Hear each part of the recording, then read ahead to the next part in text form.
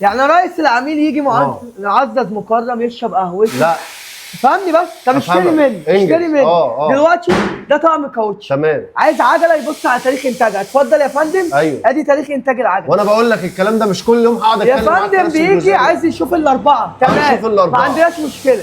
عايز يشوفني وانا برصد. طيب ماشي. انت عايز نوصل الفكره ولا عايز تمسك الميكروفون مش عايز تسيب الحديده؟ طيب اللي انت تقول عليه احنا بنتبعه والعملاء فوق دماغنا. بس ده الشغل يا انت كعميل 5 حاجات لما تروح اي مكان محل بتاع كاوتش لازم تخلي بالك وعينك في وسط راسك زي ما بنبهك.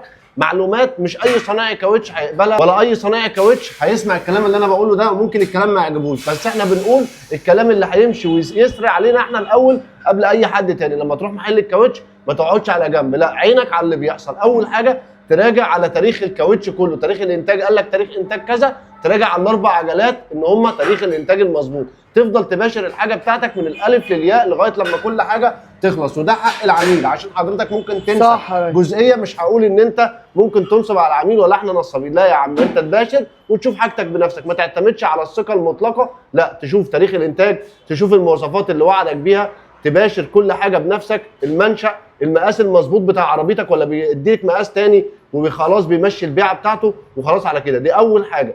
تاني حاجه تراجع عليها الترصيص، تقف جنب مكنه الترصيص وتشوف الرصاص ان هو ادى صفار معاه في الاخر، ان الرصاص والترصيص بتاع الجنط مظبوط 100%.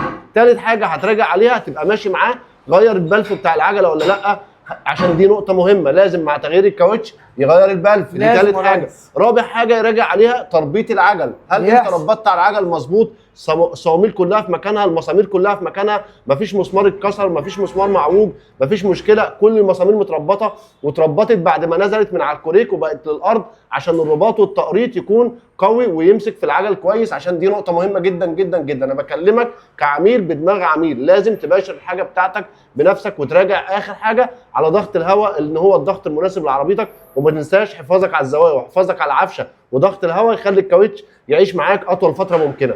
مع عماد جاد امانك على الطريق معانا، وطبعا ده موقف تمثيلي والعملاء كلها فوق دماغنا، واحنا بنحب العملاء تقف فوق دماغنا بالظبط، وده يعني موقف تيجي تمثيلي. تستلم على قلب زي العسل عشان ده موقف تمثيلي. حتى لو الصنايعي اتضايق شويه من وقفتك جنبه، بس صدقني ده لمصلحتك ومصلحتنا احنا قبل منك. مع عماد جاد امانك على الطريق معانا. السلام عليكم.